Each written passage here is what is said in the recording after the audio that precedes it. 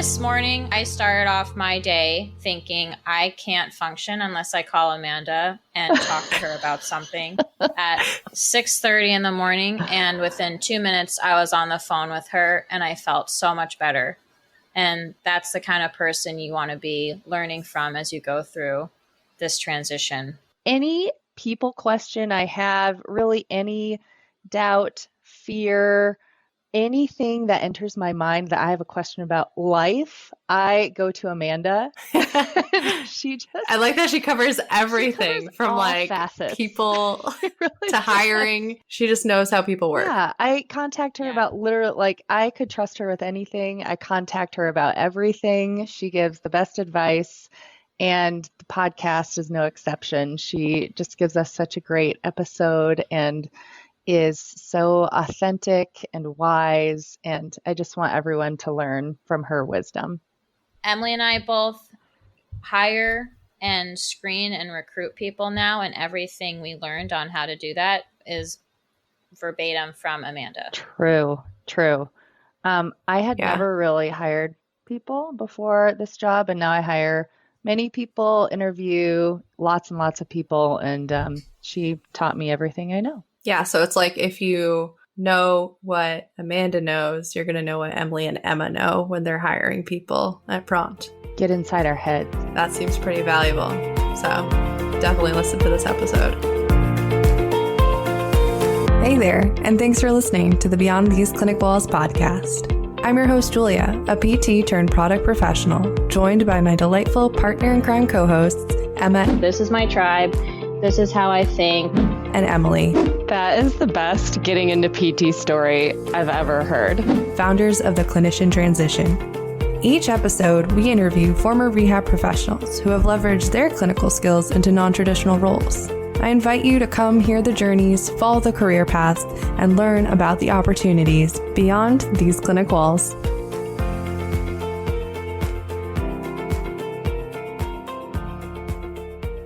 I couldn't be happier to be introducing you to Amanda Kregiel, VP of People at Prompt Therapy Solutions.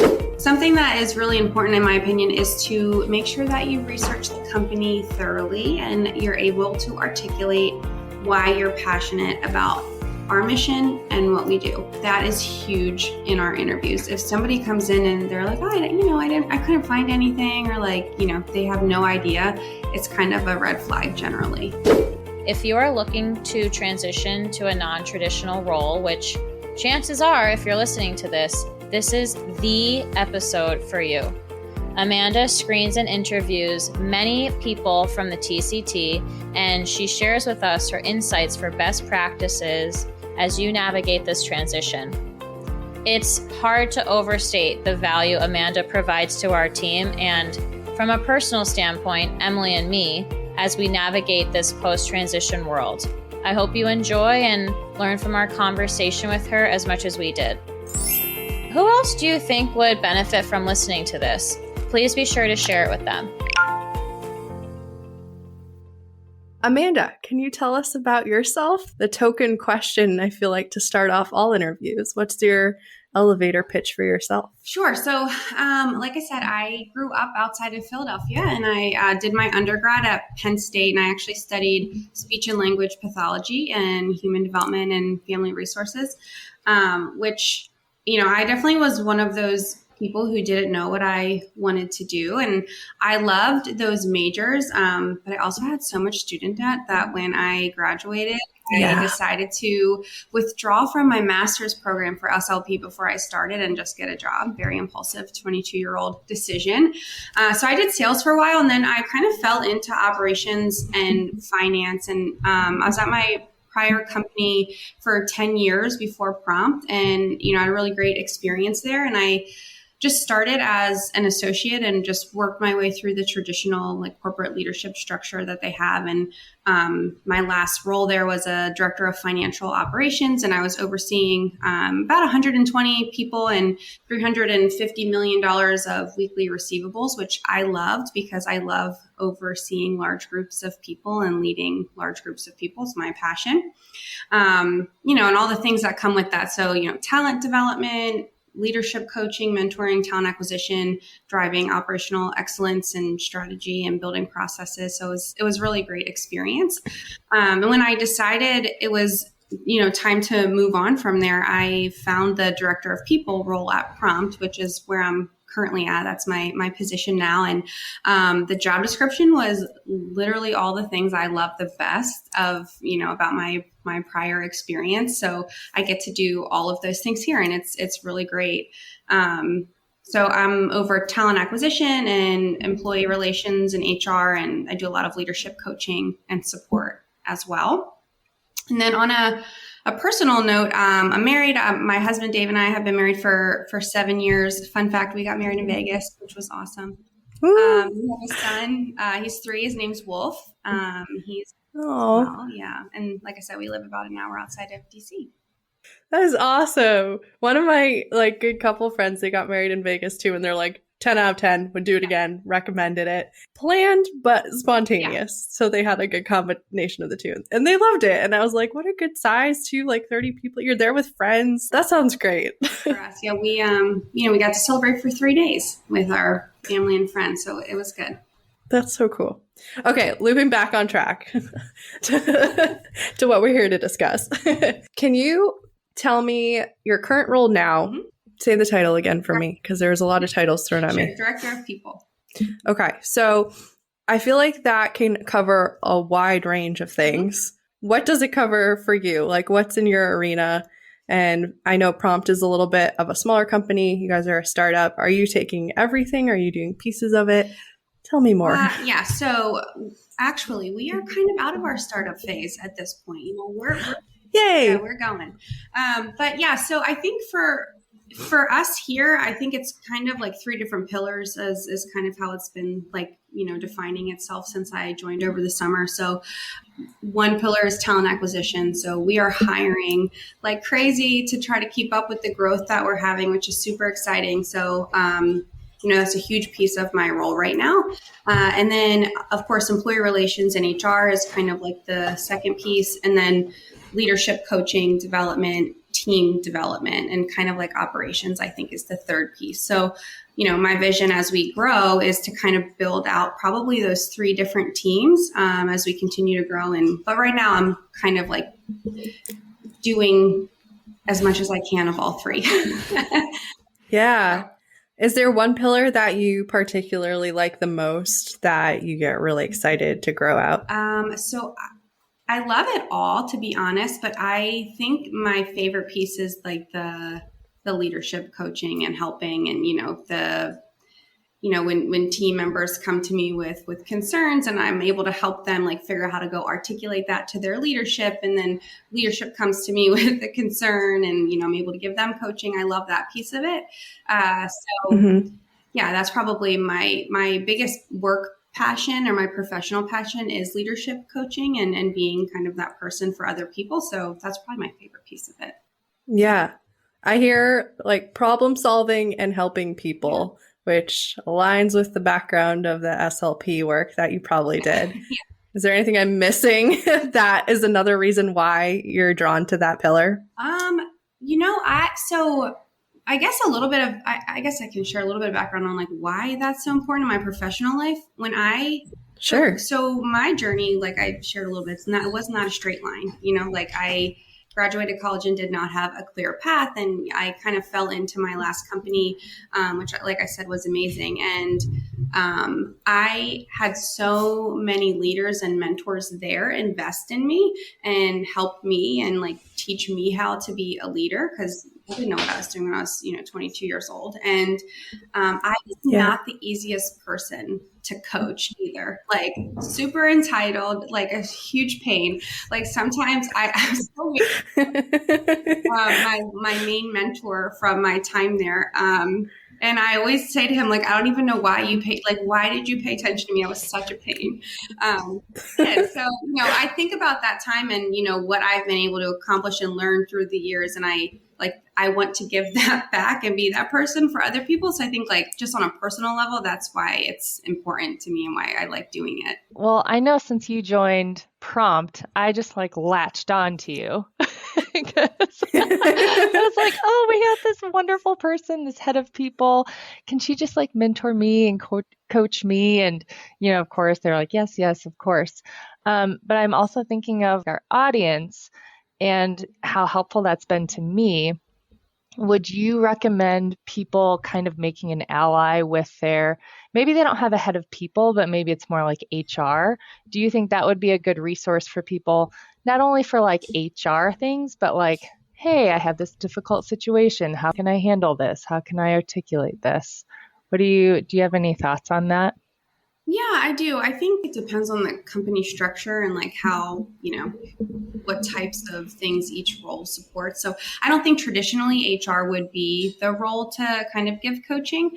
I know I've, seen other companies have like mentor programs, people operations managers, and those people are kind of more aligned to do some of the soft skills and the coaching type of things. So I think my advice to anybody who needs help is to find someone to attach themselves to make sure that you find a truth teller, though. You never want to align yourself with someone who's just going to, feed into however you're feeling. You want someone who's going to call you out and kind of, be your, tell you if you're being crazy. So just align yourself with the right people. But yeah, I think I would definitely recommend that. Having someone to talk to, because there's usually not a right answer to some of these situations. I mean, Emily, even the stuff that we work through together, like, there's a lot of different ways to approach these conversations and the planning. So just having someone else to share your thoughts with is always really helpful. I think in the clinic, I always thought of like a clinical mentor, which was helpful. I never really thought of like going to someone outside the department too. I could see where that would be potentially helpful, if not HR, operations or something like that. Or just another leader in another department too. Like, again, back to like that mentor program. I know that's definitely something that's on Prompt's agenda to build out.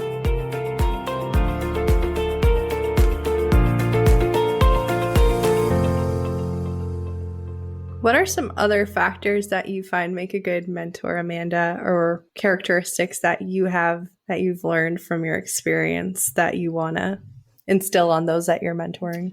What's most important is to be willing to listen and actually like seek to understand where the other person is coming from and be able to adapt your communication in a way where that individual is actually going to hear you and want to take advice from you. And it's also situational. I have people come to me sometimes and I know it's not the right time to push back and provide solutions, right? Like they just need to vent and to get it out. And then like, I will give them that space and then follow back up in 2 days and say, okay, now you got that out. What are we going to do about it?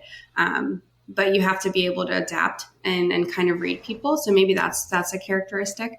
And then any close relationship, like I said already, that you can kind of count on. I think I am personally known, I think, for being like almost like brutally honest and like blunt, almost probably to a fault. I personally find value in those who will actually tell the truth, brutally honest back.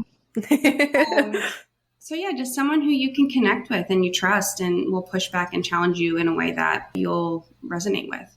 I think that's a fine balance to walk, and it's being able to push back for the sake of growth in the individual versus push back for not negative consequences, but not furthering the conversation or furthering where they want to go. So I'm impressed with that. How do you find that you navigate that line? I've always been really big on being transparent and real and like authentic with the people who work for me. Now at Prompt, I don't have technically direct reports, but I'm just thinking about my prior experience when I did. And my team knew that if they brought anything to me, like I would listen and be a real person and like let them have their feelings and be like, yeah, that sucks. Like I hear that. Your feelings are valid. Totally. but then they knew that they weren't going to bring anything to me that wasn't then going to get addressed. So if they put something out on the table, we were going to work through it together, but I was also going to give them their space to just like be real and let their emotions out, and in like an appropriate setting, you know, so we could clean that up and then go problem solve, whether it's a people, you know, person issue or a business issue. I think for me, it's always really important to give people space to be themselves and let it out and process. And then you kind of problem solve secondarily.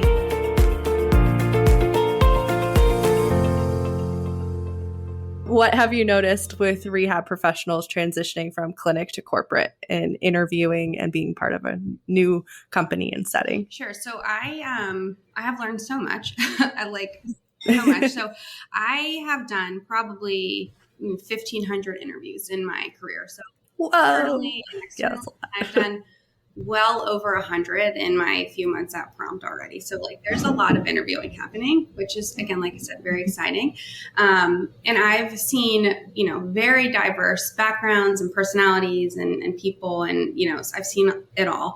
And I have to say, like, you know, interviewing for the CSM role is so hard because all of the candidates are such high quality. They're amazing. The first round that we went through, I remember saying to Alec, who's our vice president of customer success, and Emily, like, I don't know how we're ever going to, like, how do you decide between people? Because I've never had this many amazing candidates. Just like everyone I'm talking to, I love them. Like, they're great. So they're all very, very high quality.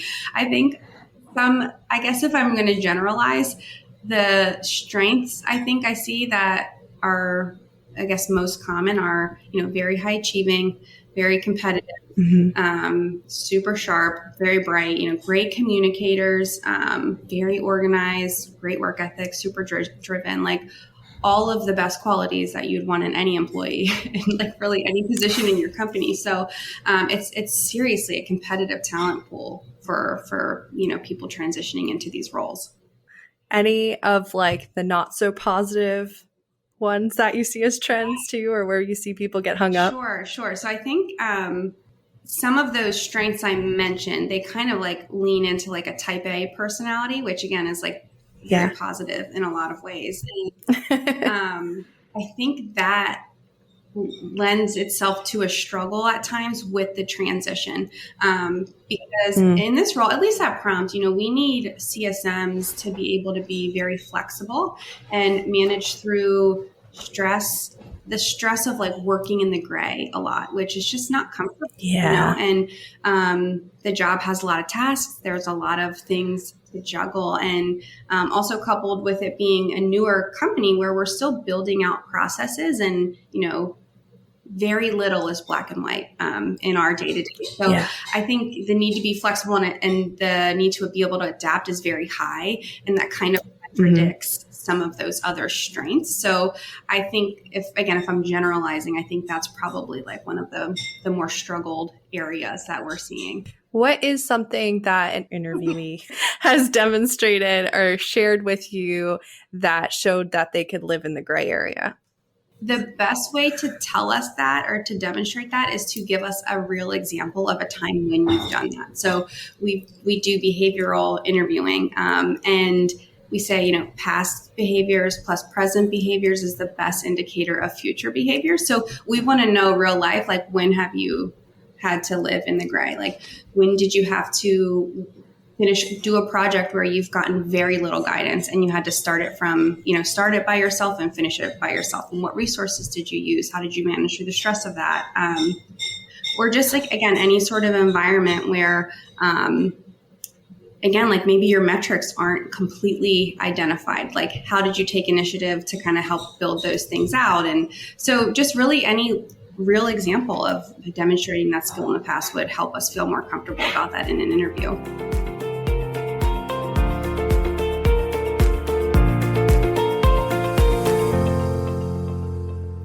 Are you an advocate of the STAR method? And I don't want to not STAR. That's the goal set. No, wait, it is STAR, right? Yeah. It is STAR. I thought it was, for a second, I had a moment, a SMART goals. You know, when you're like goal setting. Sorry. No, the STAR method, sorry, where you like set the scene, you give what the problem was. I'll let you tell it. I already was on the goal thing, not a smart. They're smart versus. You take it away, Amanda. If that's what works, the STAR method. Yeah, that more power to the person. Personally, that's not how that's not a tool I would use. But yeah, we all have to, do whatever works for us to get through an interview. Yeah. So why wouldn't you use the STAR method? What's your preferred method? I can't talk today. I'm so sorry. Personal communication, I just let it fly. So. Whoa. I don't. That's so bold. Really? I would be so anxious, as you can tell by my Google Doc. And Emily can probably attest to that. I wish I could do that. Goodness. I had to do the STAR thing, but then it didn't equate to my brain. So then I just had to write down my own stories. I don't know.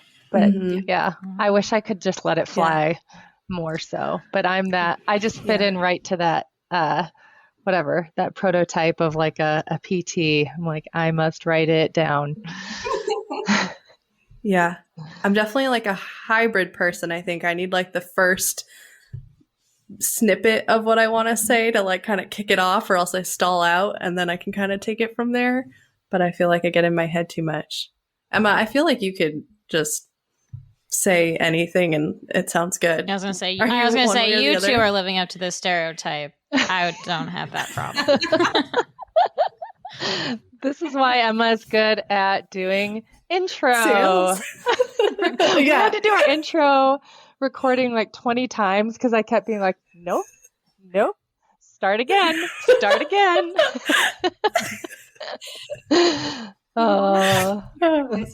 I know I'm being a stickler right now, but I really need to know, what is the plan? Wait, for this right now, or is that just general? Oh, yeah. Like I always see that meme where it's like, I'm like, go with the flow, but like, what time does the flow start at? Like that. I was like, that is me for sure. No, me, I'm totally go with the flow. Yeah, but let's. So what's point A? Like, when are we gonna kick this off? That's so funny.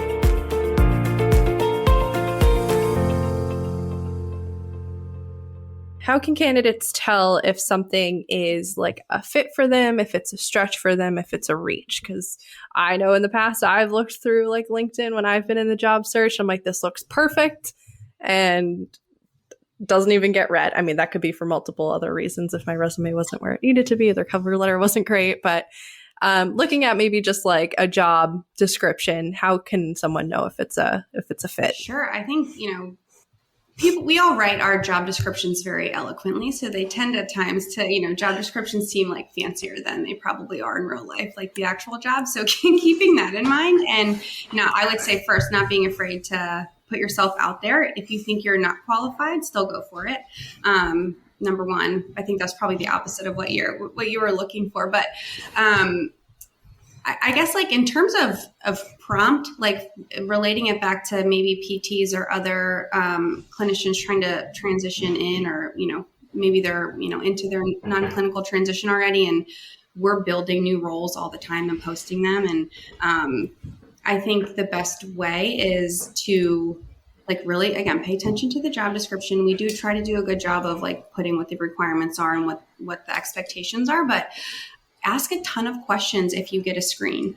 I do all the screens for the initial screens for the most part for our roles. And, while I'm talking to people, I'm assessing this is probably not the right role for them. And then we will eventually get to that conversation in the actual screen. And I will tell them, I don't think this is not the right role for you based on what you're saying. You probably would be a better fit in this other role. Really using that initial screen and those interviews to ask a ton of questions is the best way you're going to know if it's a fit for you. Well, I could backtrack a little bit when you were talking about, well, if you get the screen, do this. And I was reading something the other day where it said 49% of hiring manager will pay closer attention to a referrals resume. So the other day we had an opening and I mentioned to you that I knew someone through networking. So either way, where I said, hey, do you want to check out this person's thing? And there was something about what was on their application where you said, all right, yeah, maybe I will interview this person, even though at first they seemed not a fit. Do you remember kind of what was on there that piqued your interest just generally? Yeah, they had already transitioned into a non-clinical role. So that's always going to be something I think that sets people apart. Why? Which might be obvious, but why from you? Specifically for our success roles, and then really for our business development representative roles too in our sales team, we look for therapists. So anybody who, clinicians that want to go non-clinical, that's kind of like where where our bread and butter is in some of those positions. So finding someone who's already a couple years in to that transition and, software, health tech, even better, just makes that transition into Prompt even easier for them. Because the transition from, Emma and Emily, you both did that, right? It's like falling off a cliff, I'm sure. Like, you really have to be like ready for it. I was jarred. Yeah. I was jarred. Yeah. Yes. Emily, not to put like a spoiler in like your future coming episodes, but anything on that transition that made you jarred? I sat down to my computer and I was like, I guess I'm at work now. Mm-hmm. And was this so strange. Work at home? Yeah. Or were you in the office? No, I was just working at home, and it was just so strange. Like, I was used to getting up super early, had to get ready early, had to fly out the door, drive to work, find a parking spot, clock in, That was like an hour and a half just to get to work. Mm-hmm. And as terrible as it was, I had gotten used to that rhythm.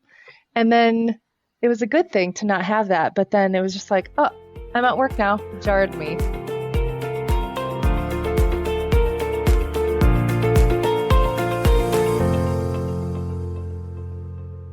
Amanda, do you see other traits come through from people who've already made that corporate step that stand out a little bit more than those who are still in the clinic? They typically will have more technical experience, right? If they're already working on a product in some fashion. So that's helpful. And then and sorry to interrupt, but when you say technical experience, can you elaborate on that a little bit more? Is that like familiarity with like Slack or like a management platform? Like what does technical sound like for you? Sure. So a lot of different things. So, whether they were, help, in a success role, like troubleshooting through whatever product for end users, like that's technical experience, right? Or they were helping to build success metrics for their department using, Excel and, whatever other tools are, they were using. I have noticed a lot of our CSMs have other non-clinical experience, and it has seemed that they made the initial transition a little bit smoother than I did.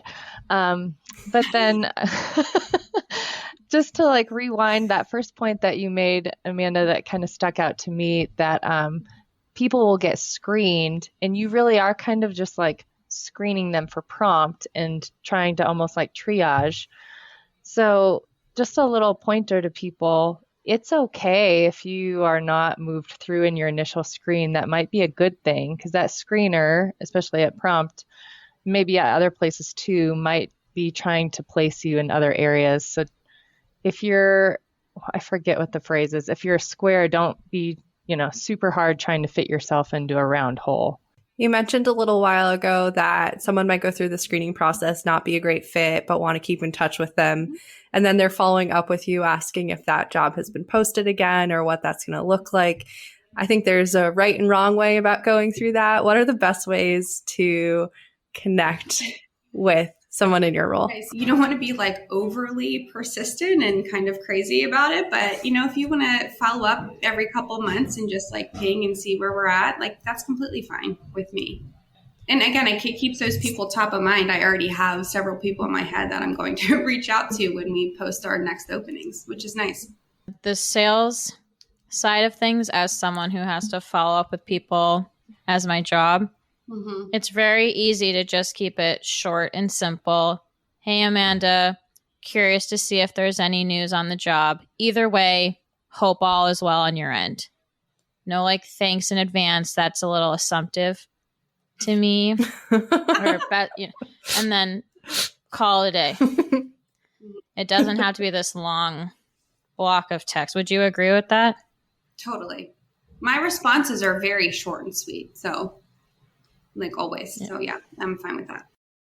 Seems like you've been alluding that the experience of going into a non-traditional role, wherever that might be from the clinic, is one of the bigger factors putting people at the front of who you're going to be hiring. Some people play with the idea of like, is it worth it to go back for a certification or go back to school? Do either of those impress you, or would you be more interested in that experience? For the CSM role, I feel like we are still open to hiring, people without, non-traditional experience. That CX role was a little bit more technically focused, so we definitely wanted someone with experience there outside the clinic. But no, anything's helpful. Like when people have taken CS courses and they got certified, like that just shows initiative, and that I think this kind of goes into if we are hiring somebody who is coming right out of the clinic, one of the biggest things that will get them through to the next round is how they articulate through their why of why they want to transition. Mm-hmm. So not that there is a right answer to that. Everyone's journey is different. And, inside Prompt, there's not a right answer, but it's more of how much have you thought about that? How much have you really, it's not impulsive, right? You're not just like, here, what's the next thing? And so taking some of those courses, I think kind of adds on to, okay, that you're really serious about this. So I feel like that could help in that sense as well. Yeah, that someone's done their due diligence and they know the direction they want to get into. Yep, exactly. Emma, go ahead. I was going to ask, and going back to this customer experience role, maybe someone did apply, they get a notification that they weren't accepted for a screen, and then they email asking for feedback, or at any point in the interview process. What do you think about that? So that's a tricky one. And I think, you'd probably get different answers from different companies, because it's not black and white. I don't generally share feedback about the interview process to just protect both parties. I'll give high level feedback if I interviewed somebody and they're not moving forward. But overall, we are kind of, our stance is not to really give specific feedback to people on why they're not selected because a lot of times we get so many applicants that we found someone before I even got to look at, two-thirds of the application. So you might just be getting a notification from me that, hey, we filled the role. And then there's really nothing specific to your resume why you didn't get selected, other than I just didn't get there because we already found someone. The takeaway there, regardless of prompt, is you're probably putting someone in a bit of an awkward position if you're asking them that. So maybe consider other ways to reflect on what could have happened. Oh, sorry. I was going to ask if either of you have asked for feedback in an interview before. Before Prompt, there was another company I had interviewed at many times, and I had gotten to know me and the recruiter. I felt like we became friends almost. And because we had gotten to know each other, she never did this over email, but sometimes she'd just pull out my resume and be like, this looks good, maybe change this up. And, just very high level, like Amanda said, but yeah, I never got any other feedback, especially in writing. Yeah. And I don't mind when people ask personally, I'll respond to them. It does feel, like you want to give them more, and it's just, we're not going to, but yeah, I don't mind if they ask. I'm sure I have asked before, because I'm always, go ahead and try. I'm sure some companies will provide feedback. One thing I like to dig into is and just get a sense of on an interview is who are you?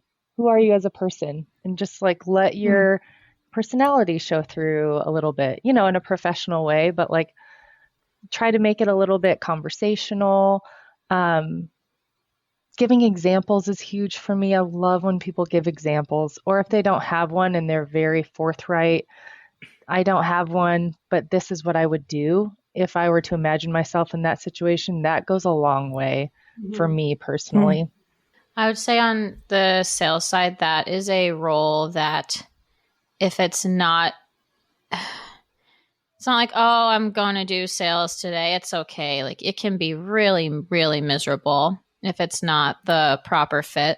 So the number one thing is finding someone who truly wants to do sales and resonates with Prompt and what we're doing. Because not only do you have to want to do sales, you have to believe in what you're selling. And if you don't have those two things, there's really nothing I can do to make that work. Versus here, I really want to do sales. These are the things I want to work on that we can help with. So that would be first and foremost on my end. And I would say this is a little bit different from Emily's team, is we don't have as much structure given the nature of the role and that sort of thing. So we do need someone who really is pretty comfortable with I've said this comparison before with acute care PTs. You don't have a set schedule. You don't have a set idea of what's going to happen every single day, and you have to be really adaptable and okay with that.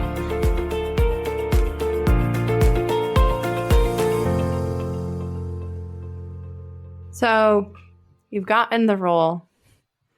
It's your first day. It's your first month they go by. What are some things that show someone's really succeeding in a role? How do they stand out in those first few 30 days, 60 days, 90 days? Yeah, I think, and I mean, the ladies here can add on to this as well, because they're the ones really seeing it. But I feel like, a couple things come to mind. So first, be engaged, right? So, pay attention to your trainings, take notes, ask all the questions, take initiative to learn as much as you can from your teammates, ask people to go to coffee and eat lunch together and pick their brains and really go above and beyond to learn everything you can about your job and the company. And, to show you really care. And I think also establishing yourself as somebody who can just be relied on, right? So someone who can be relied on to communicate needs appropriately, or relied on to, speak up when something feels off and they have questions, or be relied on to work through stressful situations with, a positive attitude and resilience. Like that stuff happens from day one. Like you're stressed when you're learning a new job. It's overwhelming. So how are you working through that? And then another one that is so huge to me is being coachable. So that is so hard for people though, because especially if you're coming from like a company or an industry where it's not normal to get feedback or to give feedback, like you really, my advice is to really try to establish yourself as someone who's open to that, because at Prompt, and I'm sure, at other places too, like you're going to get feedback. You're going to get constructive feedback. You're going to get positive feedback, because we are working so hard to grow our business and to do it in the best way possible. And scaling takes so much work. So we have to make sure we're, everyone's doing what they need to be doing. And no one wants to give coaching to somebody who's defensive. So that's just, again, that's a huge thing. Someone who comes in, they're engaged, they can be relied on, and they're like, I'm here for it. Teach me everything. Be honest with me. I want to do it. That's how you set yourself apart.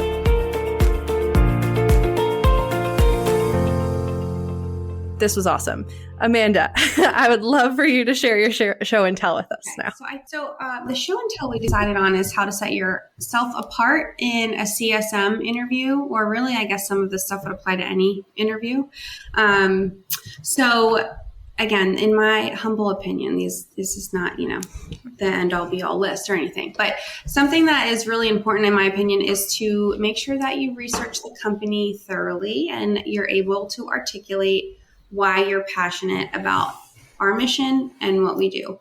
That is huge in our interviews. If somebody comes in and they're like, I couldn't find anything, or like, they have no idea, it's kind of a red flag generally, for a couple different reasons. So that's a huge thing. Research company. I think another one would be, again, we already touched on this, but trying to set yourself apart technically, right? So whether, coming in and being able to articulate that you were a super user for whatever EMR you were using, or you built training documents to help support your peers on that EMR, like any sort of tasks like that. Set people aside, right? I love when people are like, I was the go-to for any technical questions in my clinic. That's great. It doesn't have to be like anything crazy. And of course, extra courses are also, a plus, but just anything to show that you really are a little bit more tech savvy than average is helpful. Another one is, Emily touched on this and I couldn't agree more, but answer with specific examples of times when you demonstrated the skill in question. So this goes back to kind of the behavioral interviewing that we do. And, again, if you don't have an answer, just own that. Like Emily said, that's also fine. But if you do, it helps us evaluate that you've done this in the past. There's a greater likelihood that you'll be able to demonstrate it in a new environment as well. So specific examples are key, I think, to really show who you are and what value you can add.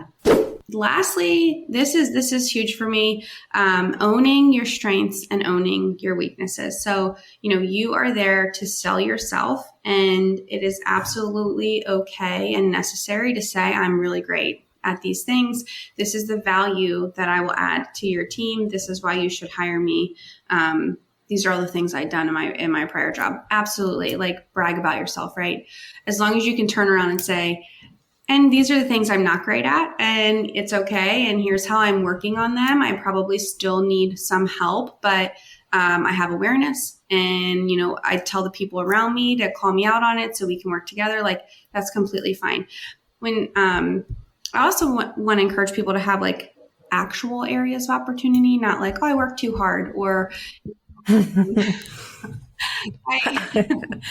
take on too much, or, it's just like, I just really want to know who you are as a person. I could give you a list of the things that I am not great at, and own that. And it's okay, because we're all working through things together. So I think like when someone can come in and show that level of self-awareness, it also really sets them apart.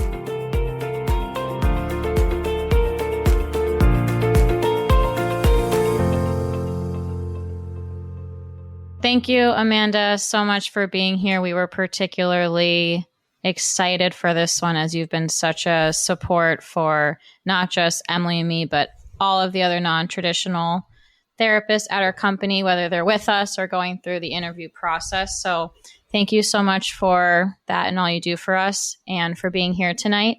Is there anything we can do for you in return? No. Oh my gosh. Thank you for having me though. This was really fun. And no, I love working with you guys. This has been an awesome experience for me too. So I'm just happy to be here.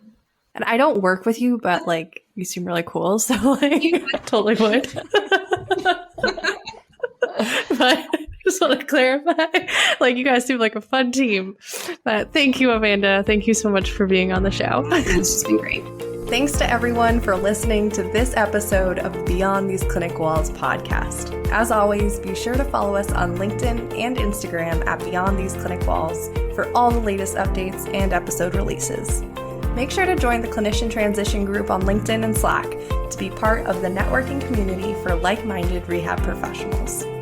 Questions, comments, concerns, or do you know someone who might make an excellent guest on our next show?